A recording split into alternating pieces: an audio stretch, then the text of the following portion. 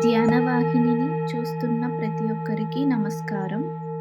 ఈరోజు నేను గౌతము గౌతమ బుద్ధుడి గురించి కొన్ని వాక్యాలు మీకు తెలియజెప్పాలనుకుంటున్నాను.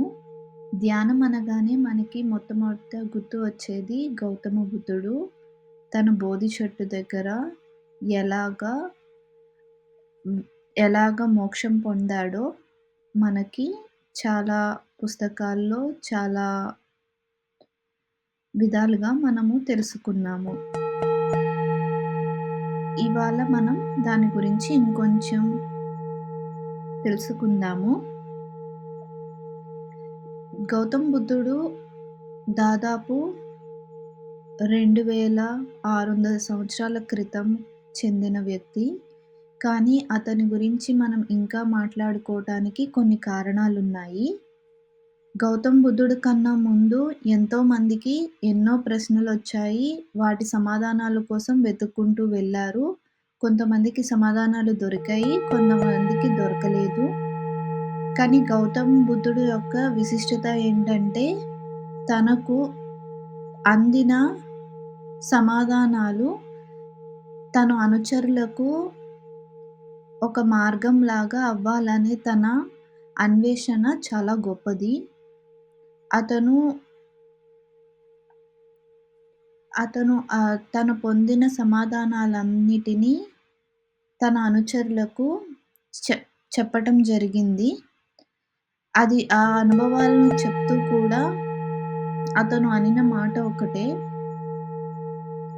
"నా అనుభవాన్ని మీరు కూడా ప్రయత్నించి ఒకవేళ అది మీకు వర్తిస్తే మీరది ఫాలో అవ్వండి.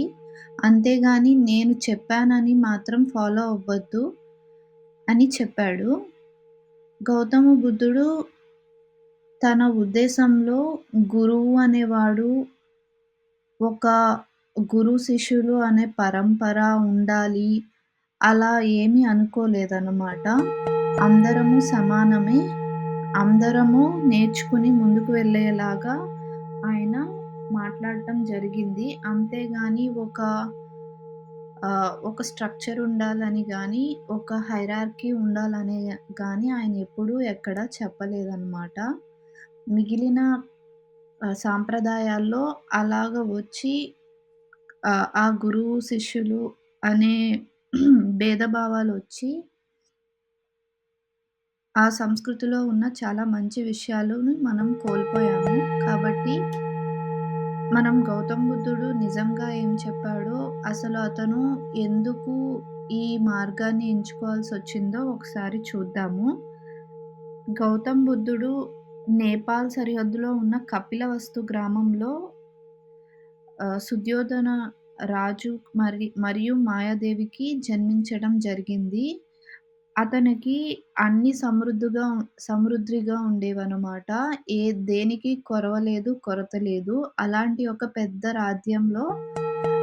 రాజ్యంలోని రాజుకి జన్మించిన వ్యక్తి సిద్ధార్థ గౌతమ్. అతనికి తన 27 వచ్చే వరకు దుమ్ము, ధూళి, చలి, వాన, వర్షం అన్నిటి నుంచి సంరక్షించబడ్డాడు. తన రాజ్యం తను రాజు గాబట్టి. కానీ ఒకసారి ఆయన తన రాజ్యంలో పర్యటన చేశాడనమాట. అప్పుడు అతను ఎంతోమంది ఎన్నో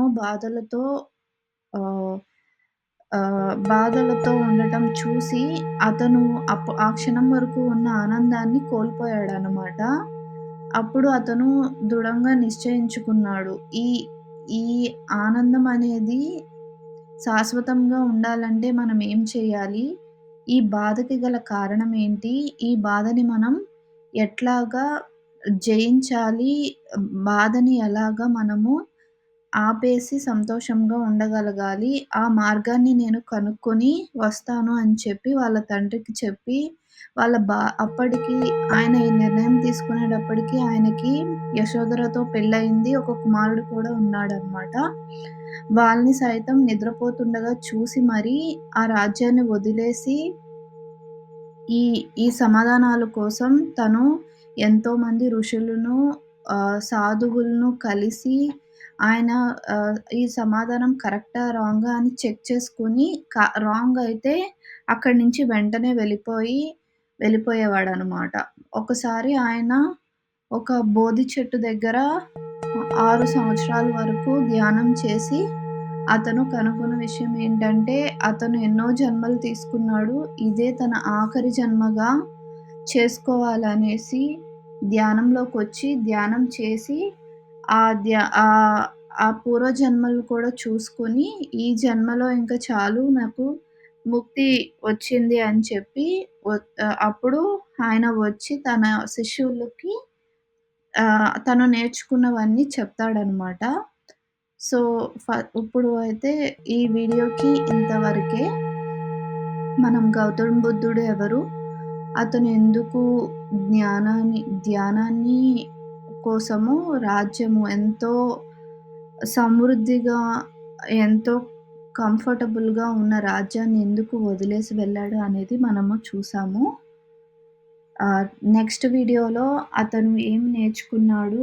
అతను తన తనని అనుసరించే వాళ్ళకి ఏం చెప్తున్నాడో అనేది చూద్దాము.